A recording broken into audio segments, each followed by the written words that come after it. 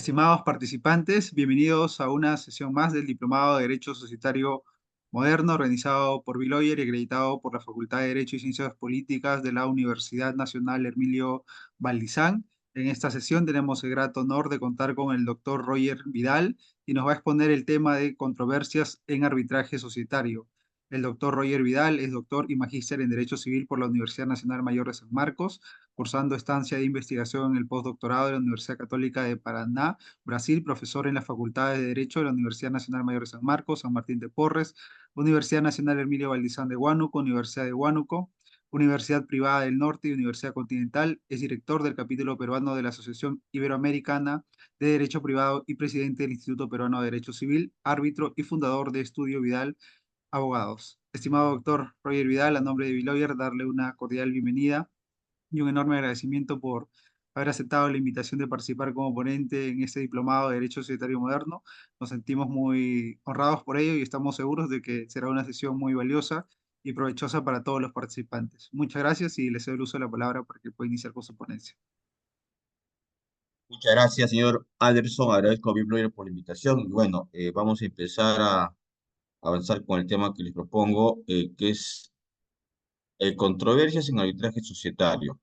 A ver, un tema importante es que en lo que es el arbitraje societario es importante tener en cuenta que existen normas del sistema jurídico peruano que siempre van a ser vinculantes, como la Constitución y la Ley de Arbitraje, ¿no? Recordemos que la Constitución protege la libertad de empresa, protege el libre mercado, establece la libertad contractual y la libre iniciativa privada. Esto también se encuentra protegido en la Ley General de Sociedades del año 2000, que hasta la presente fecha no ha sido modificado, pero es una ley que se adecuó a los estándares comerciales o mercantiles de la época. Ya han pasado 24 años y sí se ha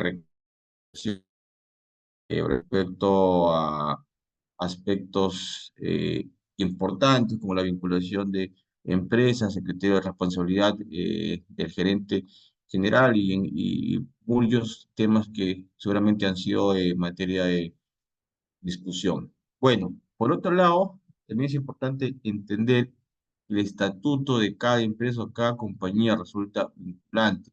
Si bien la mayoría de estatutos tienen aspectos similares, pero cada empresa, conforme a sus necesidades, podría establecer fines societarios más amplios.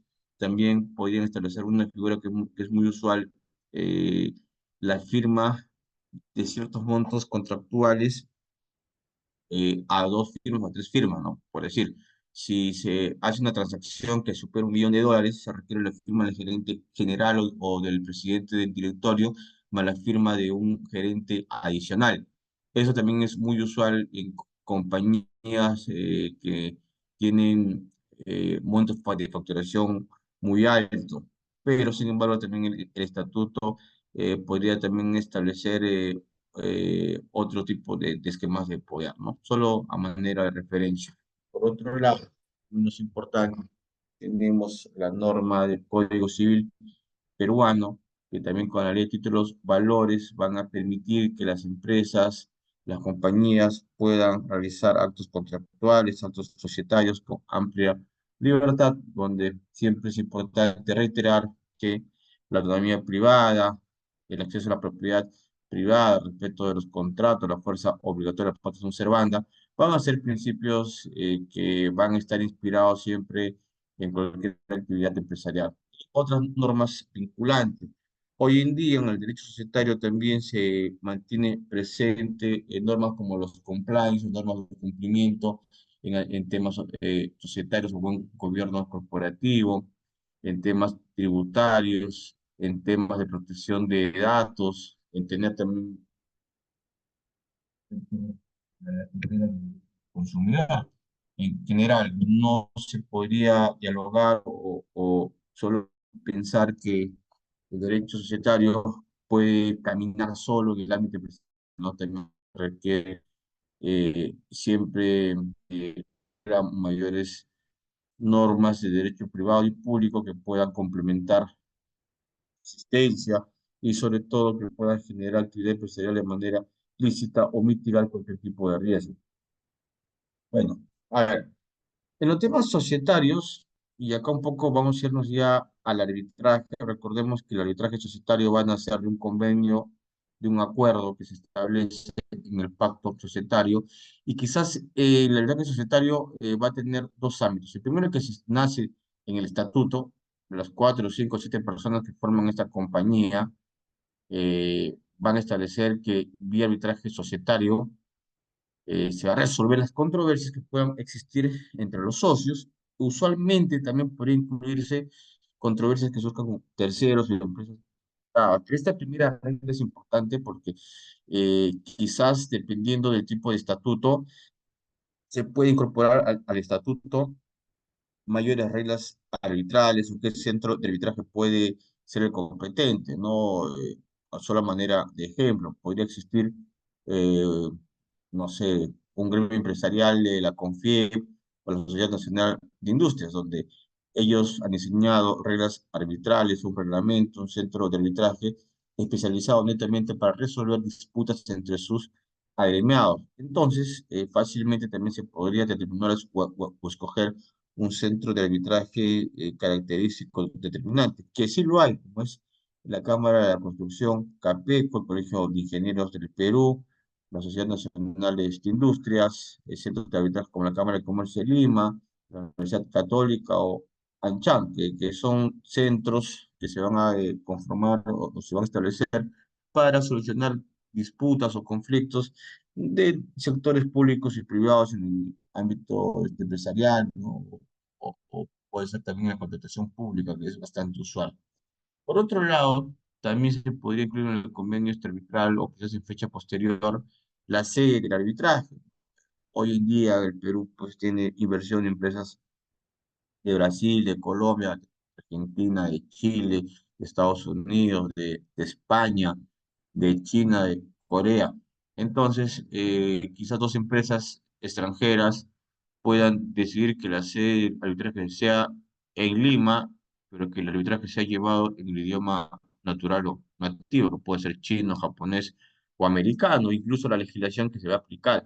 Estos temas son sumamente relevantes porque tenemos inversión de muchas empresas extranjeras que sí van a necesitar o van a adecuar su conflicto conforme a sus necesidades. Por otro lado, siempre, no menos importante,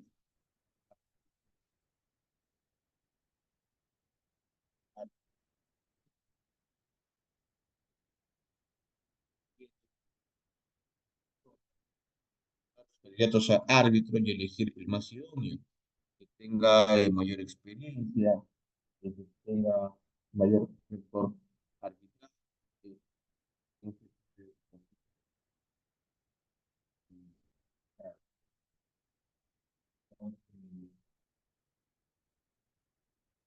Por otro lado, también la conformación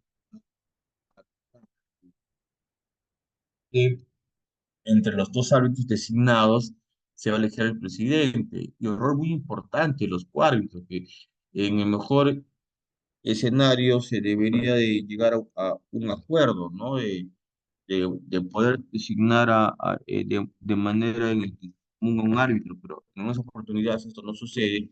Y cuando no existe el acuerdo, el centro de arbitraje de manera residual tendrá que designar al presidente del tribunal.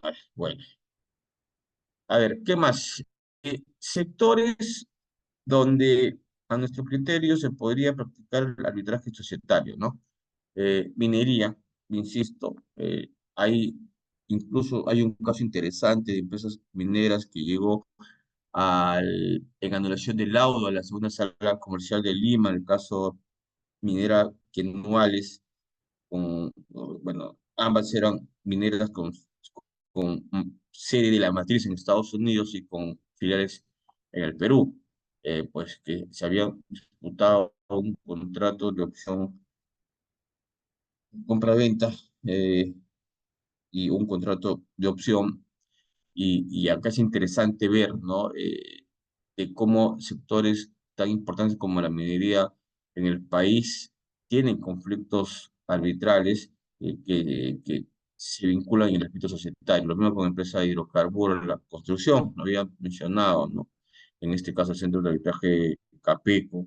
Por otro lado, también tenemos la industria pesquera, que sigue siendo muy importante en nuestro país. La industria forestal. También se podría establecer que podría existir un arbitraje entre empresas consorciadas. Recordemos que la figura del consorcio es una figura muy usual, muy frecuente en contratación pública, y en el sector de la producción, fabricación, transporte y suministro de alimentos, otro sector muy importante en la economía peruana. A ver, ¿cuáles son las controversias más frecuentes? Lo que voy a comentar es relacionado a mi experiencia, al litigante.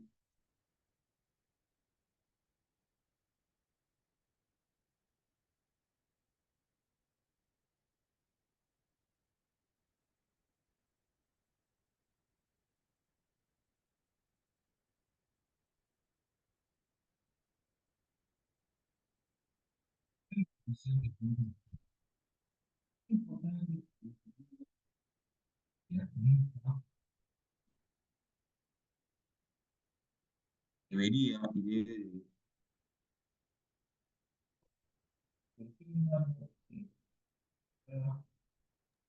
Doctor, disculpe, no se le está escuchando bien. Ahora, ahora se me escucha. Ahora sí. Ya, le decía que la impugnación de la Junta de Accionistas es fundamental que el accionista que no esté de acuerdo con la mayoría, que no se sienta cómodo o concuerde con el mando de mayorías, deje constancia en el acta de su posición y que no está de acuerdo. Esto, a criterio de quien le habla, va a generar, pues vamos a llamarlo así, una legitimidad para obrar, para interponer una acción de impugnación de la Junta de Accionistas. Es importante esto porque de lo contrario, pues no se tendría legitimidad. Es importante cuando uno está en contra de un acuerdo en una junta, dejar constancia de ese tema. Es también un derecho que le corresponde a todo accionista. El no hacerlo simplemente denota en que no tenga diligencia el accionista, que se siente perjudicado, limitado por no ejercer este derecho de impugnación. Por otro lado, también un tema muy frecuente es en el acceso al derecho a la información. En este punto sí tengo una posición muy firme, en el sentido de que los accionistas minoritarios, ¿no? Van a tener siempre minoría y van a ser actores secundarios en la obra teatral porque estarán esperando que el accionista mayoritario, los mayoritarios decidan y no se equivoquen, decidan de manera correcta por los destinos de la compañía. Pero lo que sí le corresponde es el derecho a la información, a ver los estados financieros, la lista de contratos, la lista de clientes, o tener reuniones eh, según lo que lo considere también el gerente general o la junta de accionistas periódicas, para tener en cuenta cuál es el futuro, ¿no? O la expectativa de crecimiento de la compañía. Por otro lado, no nos olvidemos que a las UNACHIS a todos nos interesa que toda empresa, toda compañía genere utilidad, genere un movimiento económico, ¿no? Con lo cual también se permita recaudar impuestos y también se genere, pues, una maximización de la riqueza, o se generen puestos de trabajo. Eso también es un tema muy importante. Otro tema complicado, recurrentes, los representantes y su problemática, ¿no? La figura del falso procurador, el exceso de poderes. Es muy frecuente que existan funcionarios o personas de muchas empresas que no firmen los contratos, no tengan los poderes, pero por correo electrónico otorgan decisiones, emiten criterios de valoración o dan órdenes, y son quienes finalmente ordenan que se despache una tonelada de papa o dos de arroz. Sin embargo, no se podría considerar de que exista, pues no, un tipo de falta de responsabilidad por funcionarios que no tienen poderes, pero que sí están asumiendo decisiones. Contratos con terceros, ¿no? También tenemos en cuenta que la empresa podría vincularse con un tercero, un contrato de compra-venta, que en algún momento también podría devenir en que la transferencia de propiedades de una sociedad que se encuentre en un estado de falta de liquidez con deudas o con una cadena de impagos y con cola a muchos acreedores, disponga a título gratuito o oneroso y se los entrega a familiares o personas muy cercanas a los que son accionistas mayoritarios, obviamente siempre es un sesgo de interponer una acción pauliana, ¿no? Justamente cuando disminuye tu patrimonio de título oneroso, gratuito, a fin de no pagar deudas. Y eso es una figura muy usual que muchas empresas antes de pandemia lo utilizaban, lo que se conoce como criollamente liquidar la empresa. Hay un procedimiento de liquidación muy formal, incluso se permite presentar una demanda en el Poder Judicial y luego de un camino se puede liquidar, pero sin embargo, pues a veces en ignorancia de los clientes o las personas tienen esta visión que es cerrada. Y por último, el mantenimiento de velos societarios, que ha sido materia de mi tesis postdoctoral, libro publicado, que también voy a compartirlo con los colegas al interno para que puedan dar una verificación. ¿Qué más? Seguimos. A ver, ¿cuáles son las pretensiones más en impugnación de junta de accionistas? ¿No? Recordemos que la junta de accionistas es el máximo órgano de gobierno de una sociedad. La junta de accionistas va a generar la toma de decisiones de la compañía y es importante también tener pues en esta junta a representantes o funcionarios o apoderados que tengan un alto grado de preparación y que puedan entender la dinámica de cada empresa. Muchas veces las empresas terminan generándose atraso de pago y solvencia por mala gestión de los representantes o los gerentes. Entonces ahí también es clave la gestión que se debe realizar. Bueno, es frecuente la figura de aumento o reducción de capital. Aumento porque deseas contratar con el Estado, te piden tener un mínimo de capital, o la empresa creció tanto que desea protegerse de esta forma, o también la producción de capital, ¿no? Va a depender mucho de la necesidad y la visión empresarial, pero en algunas oportunidades el aumento de capital y la renuncia a derecho de participación hace que se disminuya el patrimonio, ¿no? Las acciones del socio minoritario. Entonces, a veces los aumentos mal encaminados o mal llevados podrían generar que se disminuya de manera abrupta el porcentaje, la cantidad de acciones que tenga el socio minoritario. Por otro lado, también tenemos el nombramiento de directores, gerentes, apoderados o mandatarios. Aspectos sumamente importantes. En el manejo, el destino de la empresa tiene que ver un tema de confianza, una persona que tenga experiencia, sin conflicto de intereses.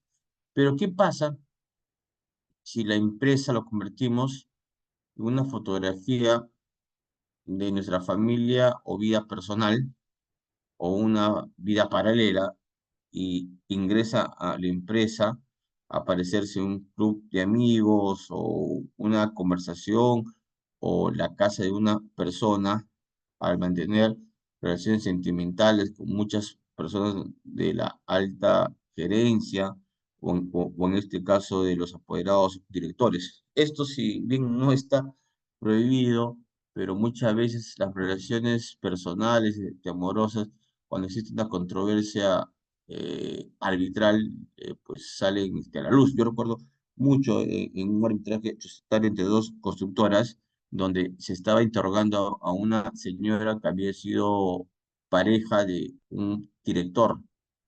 Entonces, las preguntas estaban destinadas a detalles íntimos de su relación.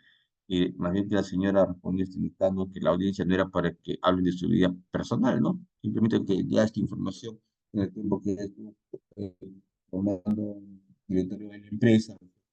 Importante. Pero es importante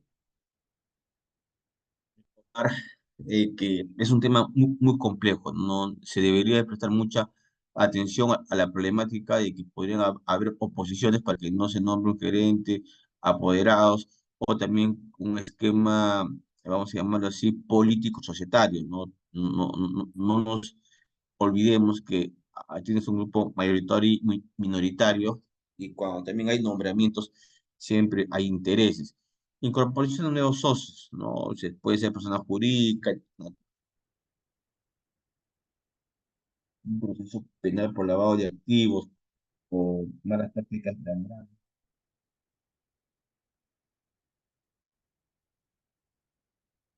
Transferencia de acciones, que es una de las figuras muy usuales, ¿no? La transferencia de acciones se realiza mediante contrato civil, anotación en el libro de matrícula de acciones, se comunica a la SUNAT. Pero podría haber controversia, claro que sí, ¿no? Quizás si la transferencia de acciones se realiza de manera cerrada, y acá vuelve un poco a la pandemia, donde lamentablemente, y siempre con respecto a la memoria de muchas personas y personas que han fallecido, se transferían acciones de una compañía antes del fallecimiento de una persona, o incluso después, ¿no? También es una figura de transferencia de acciones a favor de los competencia, vinculación con otras empresas. Otro tema importante. A medida que la compañía crece, se generan sinergias con otras compañías. Pueden formar un contrato de consorcio, pueden formar un contrato de asociación por participación, podrían incluso pensar en una operación más importante, que es una fusión, adquisición o compra de una empresa. Y en realidad, no existe aquí una regla general y una regla que te diga que siempre se va a seguir vinculando empresas con empresas, o va a ser dado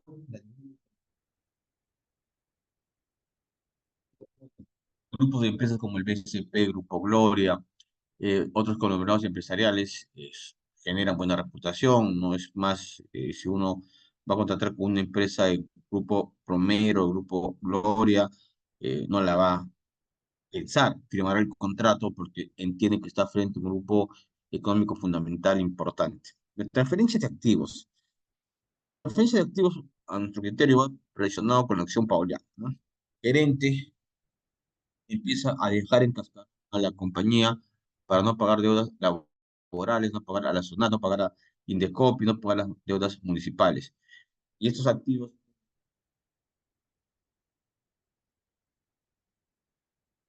incluso un activo intangible como una marca, ¿no? Qué sé yo, tantos temas que nos podría a nosotros ocurrir. A ver, por otro lado, también es importante dejar comentarios de orden familiar. No nos olvidemos que muchas empresas peruanas que están en la revista Forbes han salido de familias. El Grupo Brescia, Romero, Rodríguez Pastor de Gloria, AG, ahorita no recuerdo más. Pero sin embargo, estas empresas, estas compañías, tienen una alta conflictividad. Al tener más dinero, más patrimonio, y por ahí no surge alguien que no esté de acuerdo con la decisión o la división que pueda realizar el patriarca. Sin embargo, dividen empresas por familias mediante división de acciones, se dividen un negocio que es un restaurante en una misma casa. Me acuerdo que aquí en Lima hay un restaurante que me agrada, El Hornero, ¿no? Tenía un local en San Isidro, usando la Javier Prado. Ese hornero se dividió con la esposa. También el caso de César Acuña con su primera esposa, que le entregó la propiedad, vamos a llamarlo así, de la Universidad Señor de Zipán. Entonces, también hay cosas reales, ¿no? Confirmación o resolución de contratos y relaciones. Y en muchas oportunidades,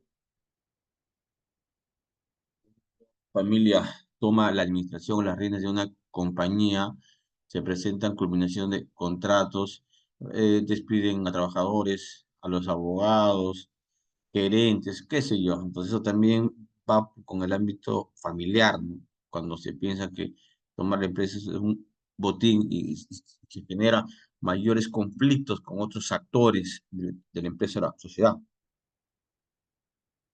Por ahí se me ocurre también un tema de interpretación de testamento, ¿no? Supongamos que un señor planifica su testamento, otorgarle la transferencia de acciones de 5 empresas chinas al hijo mayor y al menor pues no le entrega ningún tipo de acción en ninguna compañía, ¿no? Simplemente le deja sus acciones de la primera empresa en la cual el padre formó o lideró.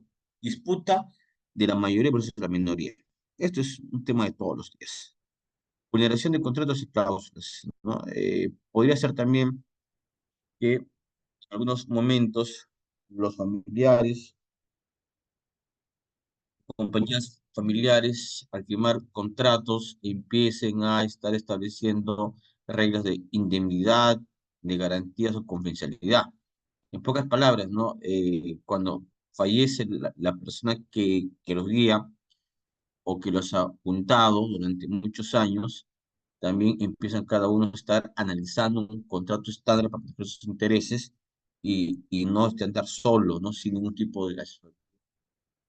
Estamos hablando de compañías que tienen miles y millones de dólares que el Perú sí los tiene.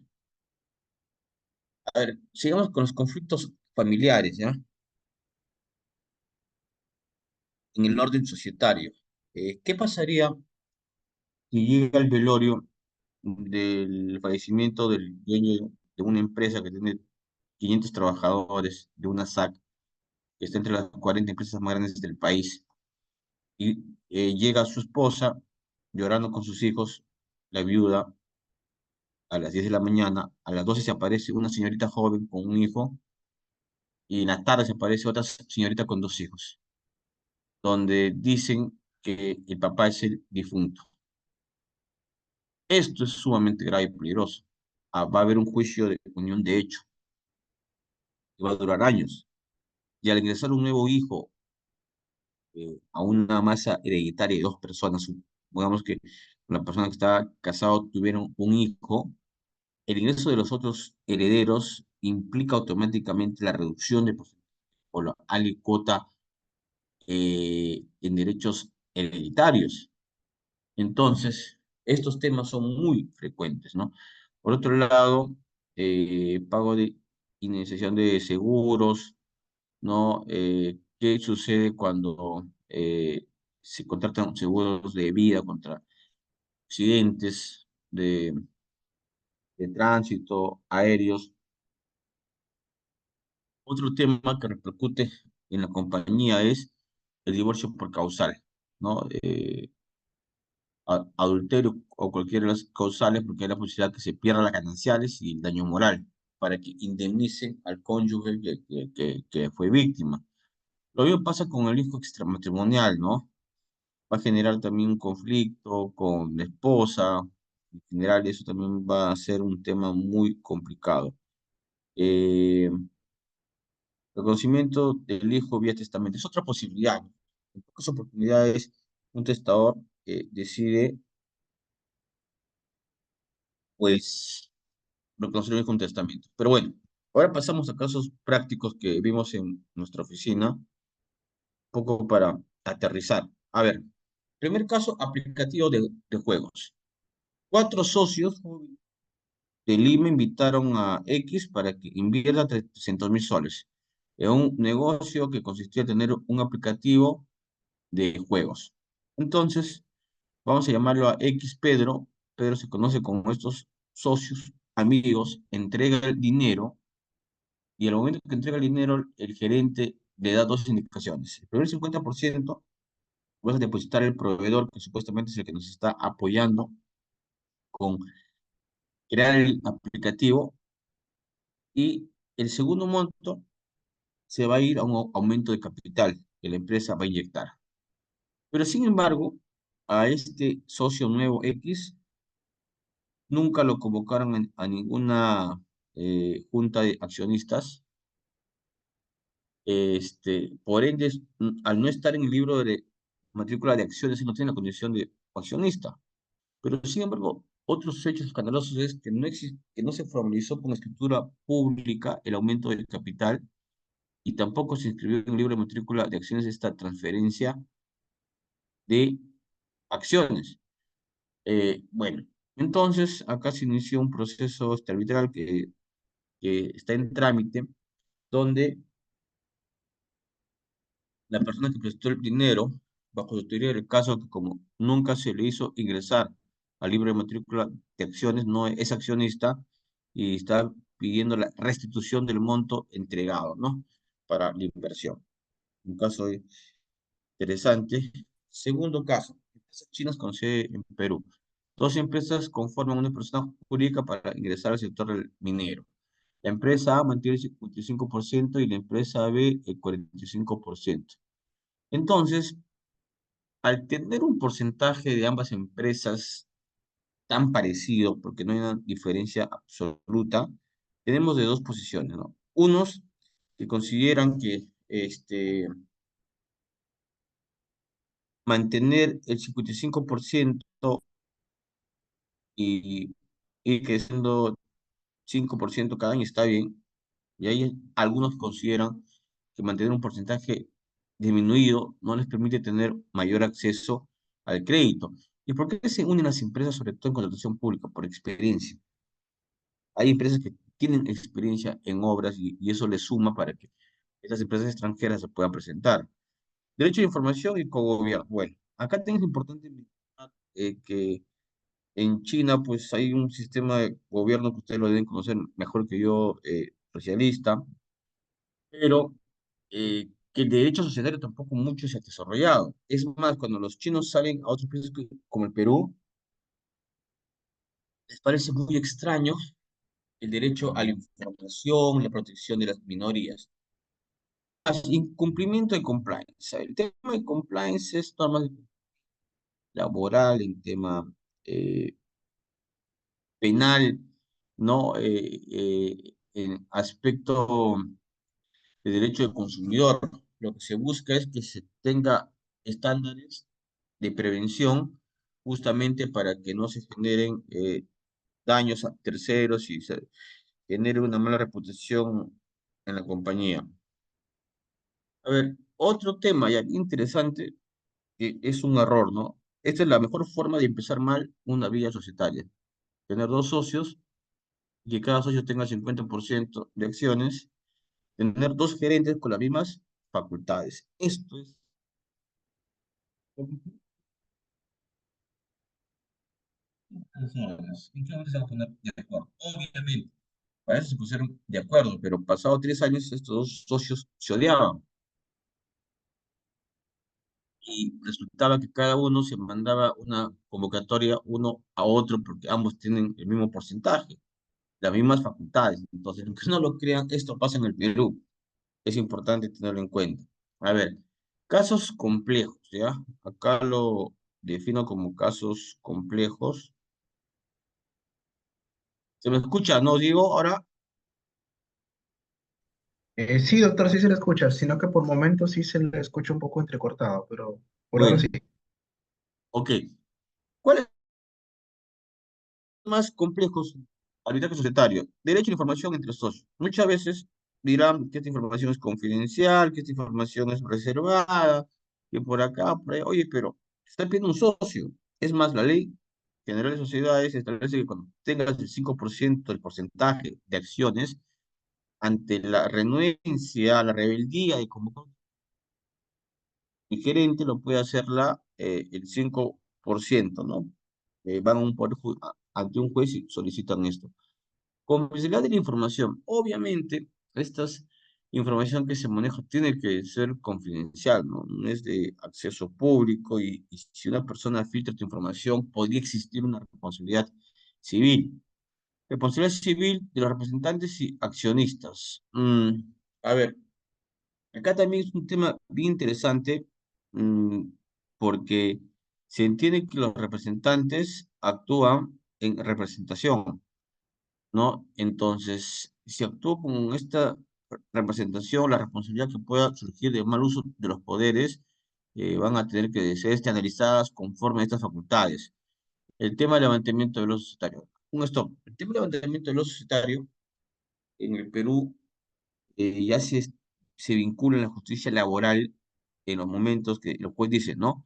Que es innegable la relación que hay entre las empresas A, B y C, tienen al mismo trabajador, el mismo trabajador tiene un informe de las tres empresas, en consecuencia se les aplica la regla de la solidaridad del Código Civil y se pide que paguen la deuda todos juntos o se le pide que pague el que tiene la mejor posibilidad económica, ¿no? Y daños a terceros.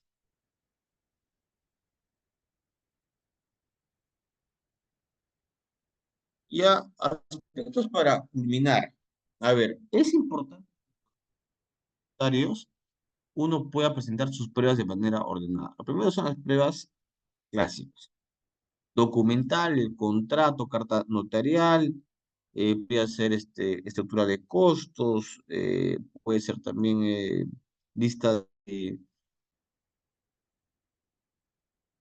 mm, entonces, las pruebas clásicas van a ser muy amplias, ¿ya? Pero esto le cada parte. Cada parte tiene que organizar su gestión de inventario arbitral, resumiendo lo que, aspectos que le apoyan. Por otro lado, tenemos el discovery por exhibición, que se suele usar cuando el demandado no tiene mucho insumo probatorio y busca en la contraparte que le salve la vida y que le entregue ese oficio o esa carta. Eso es muy peligroso, ¿ya? Porque no siempre se hace. Otro tema importante, declaración de los testigos. Eh, Sucede que la testimonial y la prueba pericial debería de ser presencial, porque se pierde esta noción de mantener eh, de manera intacta la concentración de los árbitros y los jueces. Sin embargo, hasta la fecha no lo quieren cambiar. Yo ya he piteado cuando me toca estar de, este, de abogado, pero sí se debería mantener, ¿no? Mayor conocimiento y participación sobre la prueba de declaraciones testimoniales y la prueba de la exhibición.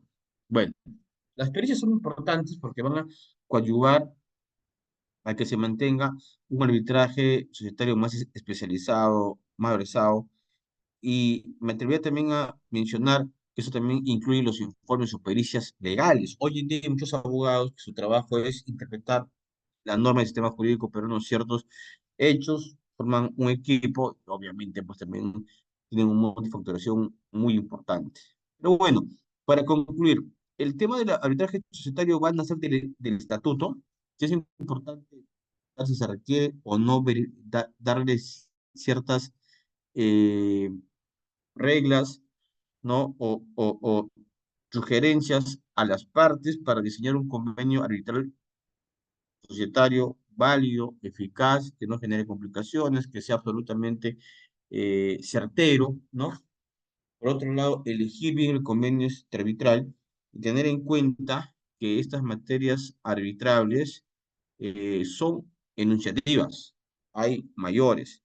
Quizás alguien quiera hacer un análisis, bueno, no sé, por favor, si tienen algunas preguntas.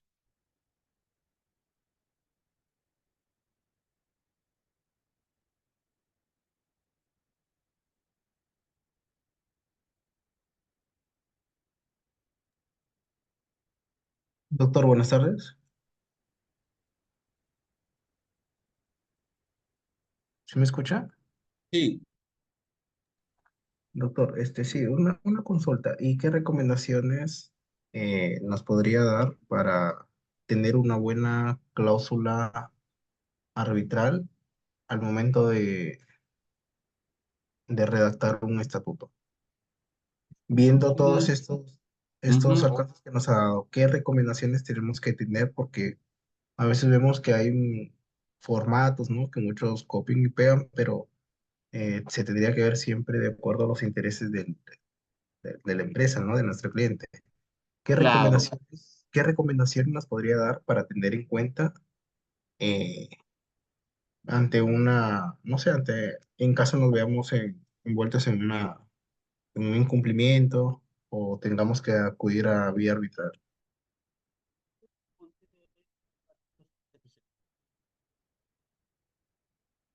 y acudir a un centro de arbitraje que no tenga mucha carga, ¿no? Para que justamente mi controversia tenga la mayor rapidez y atención posible. Eso haría, que me parece relevante.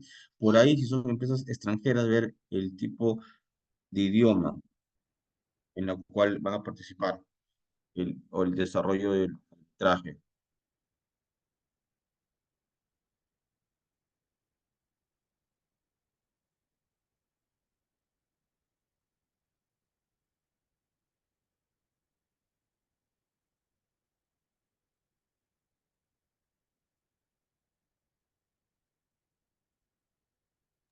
Muchas gracias, estimado doctor, por haber respondido a la pregunta del participante. Si algún participante tiene otra pregunta, puede levantar su manita y se le cederá el uso de la palabra con todo gusto.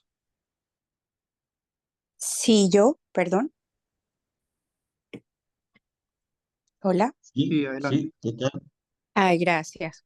Sí, yo también estaba con la duda en el mismo sentido que preguntó la persona anterior, ¿no? En el estatuto per se, ¿qué recomendaciones, qué puntos ve que son los de mayor controversia, sobre todo cuando pasa de repente en empresas familiares, em, en la que a veces la mayoría es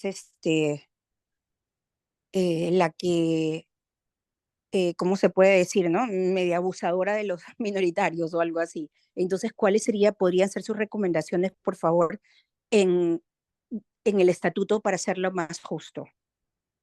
Lo que se Gracias. podría, gracias, señorita, lo que se podría poner es repetir lo que dice la Ley General de Sociedades, donde la minoría que tenga el 5% de participación tiene derecho a realizar una junta obligatoria. Pero si no lo pones expresamente, va a ser judicial y judicialmente demora un montón. Lo que se podría hacer es que esa junta también se desarrolle en el ámbito del arbitraje societario y que sea en el centro de arbitraje pactado. Eso sí me parece pertinente, ¿no? No se me ocurrió, pero con su pregunta, ese sí sería el consejo pertinente, porque lo que quieren las minorías es tener una junta, y si esa junta puede ser promovida por ellos, mejor aún. Ok, pero en el sentido, gracias por esa respuesta, en el Ok. sentido de que cuando ya uno llega al arbitraje, eh, por múltiples cosas que van pasando, ¿verdad? Y uno no tiene más que el arbitraje para poder, como minoritario, poderse enfrentar, digámoslo de esa manera, a los mayoritarios. Entonces, hay algo un poco más justo para el minoritario en sí, que, em, porque si no, pues pasan cosas, ¿verdad? ¿Qué Sí, más? Solamente me puedo quejar ante un árbitro porque es lo único que hay. O cómo uno se le ocurre algo, cómo podría uno protegerse en ese sentido, por favor. es que sucede que si voy a ser minoritario, ingreso como minoritario, siempre voy a ser minoritario. Acá la mayoría manda. Lo que me debe preocupar es que la empresa vaya en contra del estatuto o genere negocios ilícitos o fraudulentos. O sea, como minoritario, mi voz será escuchada nada más. No va a ser tenida en cuenta para decisiones. Este, es una decisión que uno tiene que tener en cuenta si desea ser minoritario. El derecho que tienes es de información, eso sí, pero más no tu voz como minoritario va a implicar que la mayoría acate tu consejo, tu criterio, tu opinión. Entonces, para eso mejor no participes de esta compañía y fuera una compañía donde tengas el dominio. tema es muy puntual. El minoritario tiene derecho a la información. Si no se brinda información financiera, contable, contractual, los movimientos, se puede oponerse. O por otro lado, en todo caso, renuncio a la compañía si tengo eh, Pero es noticias de familiar, que por ejemplo. Ujú. es que también puedo renunciar, puedo transferir, puedo vender mis acciones. El tema también es, si no se siente cómodo minoritario, ¿dónde está donde no te quieren? Tienes esa posibilidad. Es mejor retirarse porque vas a ser siempre minoritario, a menos que hagas un aumento de capital y te inyectes dinero, pero eso también pues tiene que ser aprobado en una junta. Ok, mi última pregunta para no tomar el tiempo. Y en ese sentido, por ejemplo, asimismo, cuando el minoritario ve cosas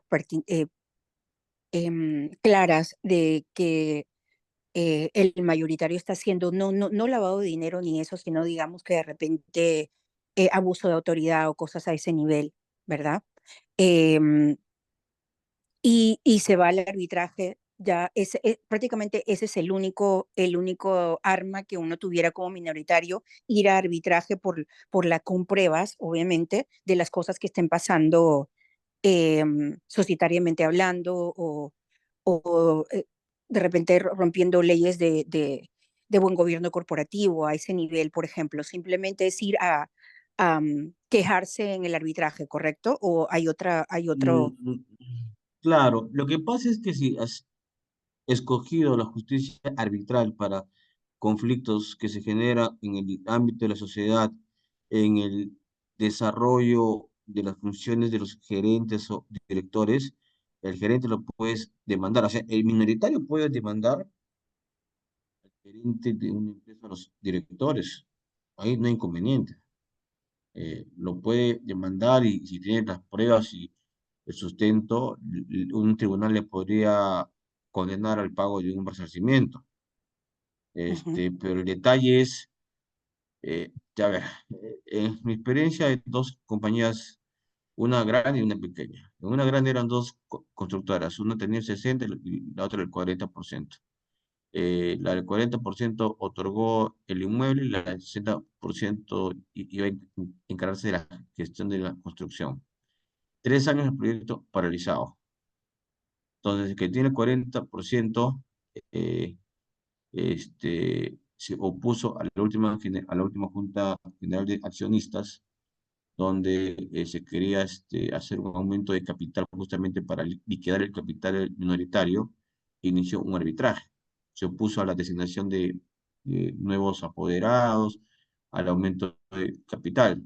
Llegó un ujú. arbitraje, pidió todas estas pretensiones y también demandó al gerente. Entonces, quien es minoritario y quiere demandar, lo puede hacer, hay que tener los recursos económicos y hay que tener la estrategia.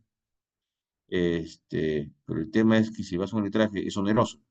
Ese es un poco el tema. Y el segundo caso es entre dos personas naturales, una SAC, tienen cada uno el 50% de participación. Y como les comenté, al tener esto se genera un ingobierno, no hay una cabeza, porque alguien tiene que llevar las riendas de la empresa, no se ponen de acuerdo para nada. Entonces, como ambos tenían poderes para retirar los fondos del banco, ambos se cogieron el dinero a su libre criterio y por ahí uno empezó a hacer malos manejos, entre comillas malos manejos. Entonces el accionista que no le agradó lo denunció ante el Ministerio Público o la Fiscalía por fraude a la persona jurídica en materia penal. Ese es otro frente, no es un frente penal donde no pagas por la investigación, pero te permite generar un frente por lo menos de negociación. Entonces, en el tema penal, sobre el tema de la persona jurídica, quizás podrías tener ahí una luz, pero bueno, no, no es tampoco tan sencillo. Muchas gracias. A usted. Sí, estimado doctor, muchísimas gracias por haber respondido las preguntas de los participantes. Gracias por compartirnos su tiempo, su conocimiento, por haber aceptado la invitación de Biloyer. Estamos muy agradecidos con ello, estamos muy contentos con ello, doctor. y esperamos que una nueva oportunidad vuelva a aceptar una invitación. Para nosotros siempre es un honor poder escucharlo y poder aprender de usted, estimado doctor. Muchísimas gracias y que tenga una excelente tarde. Muchas gracias a todos. Buenas noches. Gracias. Muy Buenas noches. amables.